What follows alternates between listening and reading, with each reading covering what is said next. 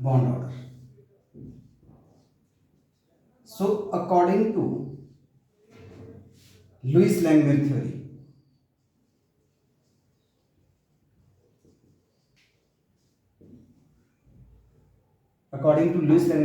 bond order is equal to number of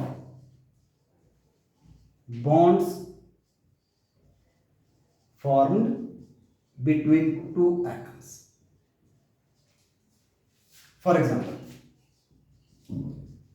hydrogen की बात करते हैं, इसमें एक बॉन्ड बन रही है तो बॉन्ड ऑर्डर कितना आ गया 1। ऑक्सीजन में हमने कल किया था तो बॉन्ड ऑर्डर 2 आ गया। नाइट्रोजन बॉन्ड ऑर्डर 3 आ गया। ठीक है। अच्छा, जो bond order is directly proportional to bond energy, that is energy needed to break bond। तो जो एनर्जी किसी बॉन्ड को ब्रेक करने के लिए लगती है उसको बोलते हैं हम बॉन्ड एनर्जी। तो आप देख सकते हो कि बॉन्ड एनर्जी, बॉन्ड ऑर्डर सबसे ज्यादा किसका है, N2 का बॉन्ड ऑर्डर ज्यादा है। तो इसका मतलब कि इस बॉन्ड को ब्रेक करने के लिए बहुत ज्यादा एनर्जी लगेगी, इसको थोड़ी कम, इसको कम। और एक पॉइंट और यहां पे कर लेते हैं कि जो आइसो इलेक्ट्रॉनिक मॉलिक्यूल और आयन होते हैं उनका बॉन्ड ऑर्डर सेम होता है। मतलब मॉलिक्यूल्स और ions having iso electronic structure. Iso electronic कौन होता है, जिसमें सेम इलेक्ट्रॉन होते हैं, will have same bond order। ये बॉन्ड ऑर्डर का कॉन्सेप्ट एक जो तीसरी थ्योरी है हमारी कोवेलेंट बॉन्ड की, वहां पे भी डिटेल में और आएगा मॉलिक्यूलर ऑर्बिटल थ्योरी, बट अभी तो हम लुईस लैंगमुइर थ्योरी के हिसाब से कर रहे हैं। फॉर एग्जांपल अभी हमने बात की थी कि नाइट्रोजन के टोटल इलेक्ट्रॉन 14 थे और इसमें ट्रिपल बॉन्ड बनी थी, तो इसका जो बॉन्ड ऑर्डर कितना निकाला था हमने, 3 जितनी बॉन्ड बनती है। अब आते हैं जी CO, टोटल इलेक्ट्रॉन कितने हैं जी 6 + 8 14, तो इसका भी बॉन्ड ऑर्डर 3 आएगा। NO पॉजिटिव, नाइट्रोजन के वैलेंस इलेक्ट्रॉन कितने होते हैं, सॉरी वैलेंस इसमें टोटल इलेक्ट्रॉन, टोटल लिखा हुआ नॉट वैलेंस, 7 + 8 -1 क्यों, क्योंकि प्लस के लिए -1 करते हैं, तो टोटल इलेक्ट्रॉन 14, तो बॉन्ड ऑर्डर इसका भी 3 आ गया। तो ये बात आप याद रखिएगा। और अगर हम आगे चलते हैं तो करते हैं काम लिमिटेशन ऑफ ऑक्टेट रूल।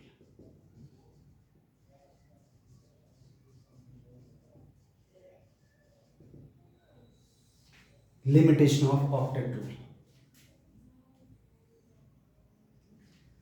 तो पहली लिमिटेशन क्या है कि जो हाइड्रोजन बॉन्डेड मॉलिक्यूल होते हैं वो क्या करते हैं, they complete duplet, that is 2 electron, not octet. तो भाई जितने भी हाइड्रोजन से रिलेटेड, हाइड्रोजन से मिलकर जो बने हुए मॉलिक्यूल है उसमें हाइड्रोजन की वैलेंस शेल में 2 ही इलेक्ट्रॉन आएंगे बॉन्डेड स्टेट में। जैसे आपको पता है, ये अगर हम यहां पे इस तरह से देखें तो हाइड्रोजन के तो 2 ही पूरे हो रहे, तो ड्यूप्लेट पूरे कर रहा है, नॉट ऑक्टेट। तो ऑक्टेट रूल हाइड्रोजन के केस में तो फेल हो गया। दूसरी, मैनी स्टेबल मॉलिक्यूल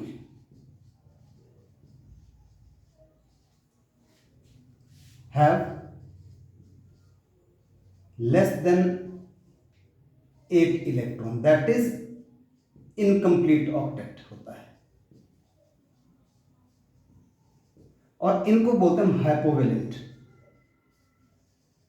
मतलब 8 से कम इलेक्ट्रॉन। फॉर एग्जांपल BeF2, अगर हम इसका लुईस स्ट्रक्चर बनाएंगे तो जो बेरिलियम की वैलेंस शेल में सिर्फ 4 ही इलेक्ट्रॉन आते हैं, तो ऑक्टेट तो बेरिलियम का नहीं हुआ complete. Similarly BF3, BCl3, AlCl3, तो ये सारे के सारे जो है वो इनकम्प्लीट ऑक्टेट है, ठीक है। और आगे हम पढ़ेंगे कि in they act as a Lewis acid.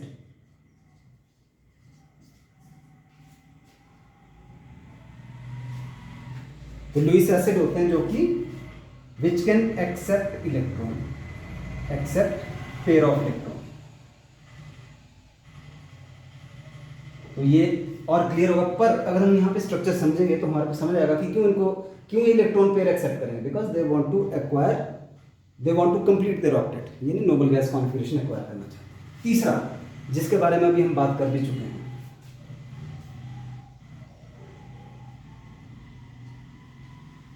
Many stable molecule has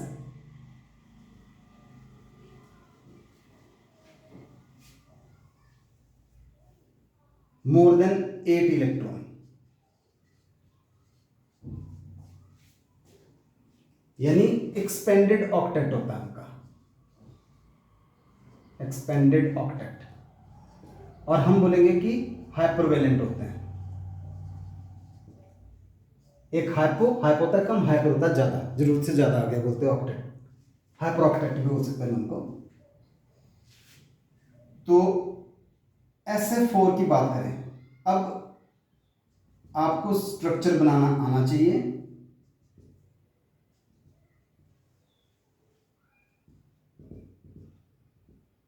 क्योंकि स्ट्रक्चर तो सबसे पहले ही है, उसके बिना तो कुछ भी काम आगे नहीं होगा हमारा। तो अगर आप यहां पे देखें कि सल्फर की वैलेंस शेल में 2, 4, 6, 8, 10 इलेक्ट्रॉन है, ऑक्टेट से ज्यादा हो गए। सिमिलरली PF5 में देखें अगर हम, फ्लोरीन का मैंने यहां पे कंप्लीट नहीं किया, आप खुद कीजिएगा,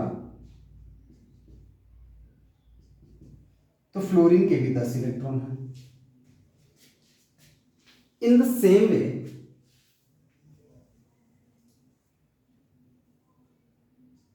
अभी हमने H2SO4 का किया था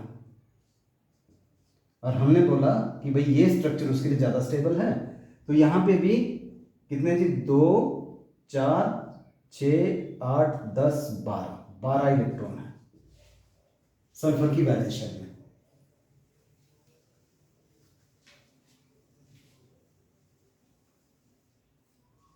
सिमिलरली IF7 में जो है 14 इलेक्ट्रॉन है। SO3 अगर हम फॉर्मल चार्ज के हिसाब से इसका स्ट्रक्चर लिखे तो इसमें भी हमारे पास 12 इलेक्ट्रॉन आते हैं। तो मतलब ये सब के सब जो एक्सपेंडेड ऑक्टेट है 8 से ज्यादा है, तो फिर भी स्टेबल है, तो जरूरी नहीं कि 8 ही होने चाहिए। Fourth, many molecule or ion have odd electron। तो जैसे हम बात करें NO, N2O, इनके पास ऑड इलेक्ट्रॉन है, ऑक्टेट तो है ना कंप्लीट, पर ऑड इलेक्ट्रॉन है। आप देखिएगा एग्जांपल के तौर पर अगर हम NO को देखें, कितने इलेक्ट्रॉन है, वैलेंस इलेक्ट्रॉन 5 और 6, 11। अब देख रहे हैं कि 11 इलेक्ट्रॉन में तो पेयर तो बनेगा नहीं, हम जैसे मर्जी बनाए। तो इसका स्ट्रक्चर हमारे पास 2, 4, 6, 8, 10, 11 या तो ऐसे बनता है, या दूसरी पॉसिबिलिटी क्या है कि इधर तो हमने पेयर कर दिया, वहां पे एक इलेक्ट्रॉन अनपेयर रह गया। पांचवी जी, जो लुईस स्ट्रक्चर, जो ऑक्टेट रूल है, octet rule gives no idea about shape of molecule, shape and geometry of molecule, उसके बारे में कोई भी आइडिया इसने नहीं दिया।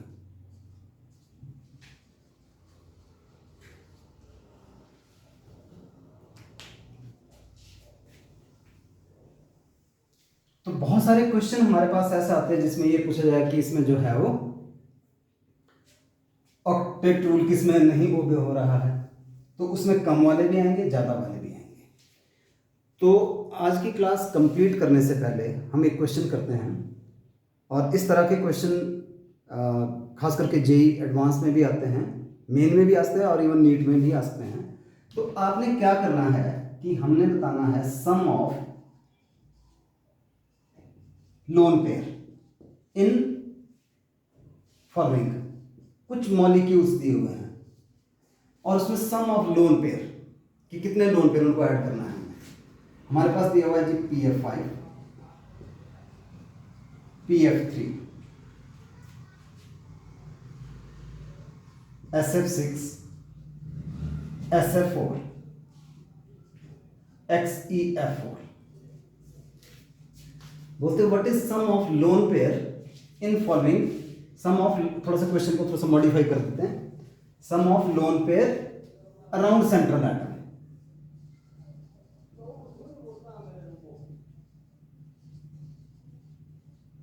इन इसमें तो जो लोन पेयर के जो सेंट्रल एटम के ऊपर बोलते हैं लोन पेयर, उनका सम कितना आएगा।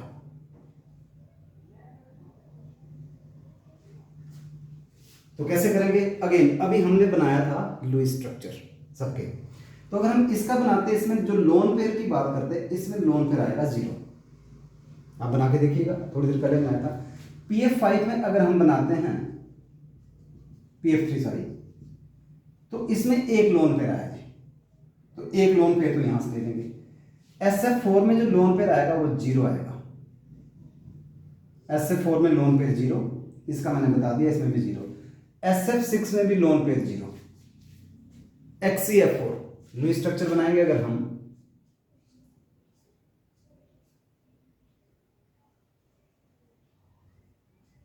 तो इस तरह से सेंट्रल एटम की ही बोल रहे हैं, हमारे को टोटल तो नहीं बोला हुआ। तो इनडायरेक्टली हमारे से वो ये जानना चाह रहा है एग्जामिनर कि क्या हमारे को इनका लुईस स्ट्रक्चर आता है, और हमारे को ये पता है कि उसके पास लोन पेयर कितने हैं, दोनों ही बातें। तो इसके पास लोन पेयर 1 और इसके पास लोन पेयर 2 आ गए, तो टोटल आंसर है 3। So sum of lone pair around central atom in 1 2 3 4 5, 1 2 3 4 5 में जो lone sum of lone pair 3 आया। इलेक्ट्रॉन पूछेंगे तो 6 इलेक्ट्रॉन आ जाएंगे, दिख भी रहा है 2 4 6। तो इसके साथ साथ कुछ असाइनमेंट दी जाएगी जो कि डिस्क्रिप्शन में होगी, आप उनको सॉल्व कीजिएगा और फिर अगले लेक्चर में मिलते हैं विद दिस। Thank you.